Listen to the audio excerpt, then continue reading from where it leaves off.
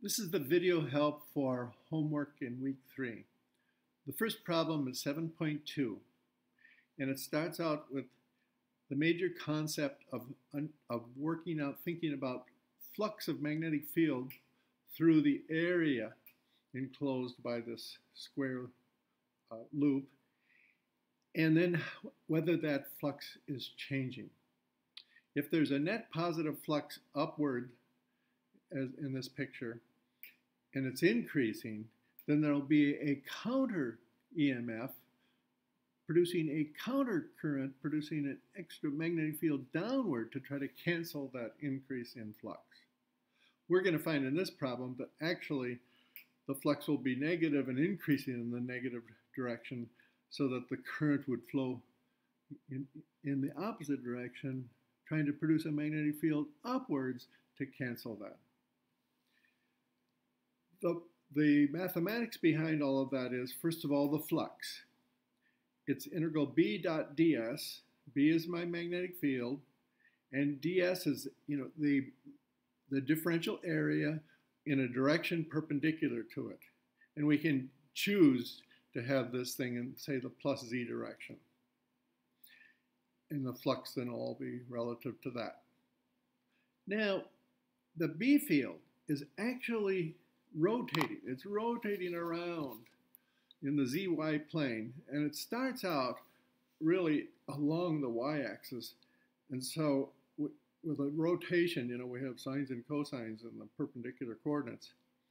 The rotation is then written this way, given to you. By the way, the dot products, like we had cross product, practice before, the dot product between two vectors is the magnitude of these two vectors multiplied times the cosine of the angle between them.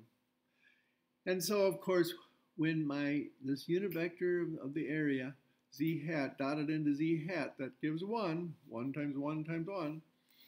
Z hat dot y is 0, that's a perpendicular dot product. Theta, the angle between them, 90 degrees. And the calculation, the integral over space is trivial because B doesn't depend upon space. B is uniform in space everywhere. So it's just the integral of the area, which we know what that gives. Well, actually, then you'll actually see immediately that the flux is proportional to minus sine omega t. And you want to take minus the derivative of this. This minus gives you the counter current. Minus the derivative of that, because only if the flux is changing in time do we have an EMF dropped through it. And so then you'll get that minus ddt of the flux is positive. By the way, the famous birdcage coil is a coil that produces a magnetic field perpendicular to the coil, sort of a cylindrical coil. You would change the coordinates in the usual way, because usually the z-axis is along the long axis of the birdcage coil, in contrast to our little example here. And this thing, for a case like this with this rotation, this is rotating then, as well as being uniform in space at any given time. That's a famous coil, and we'll come back to talk about that later.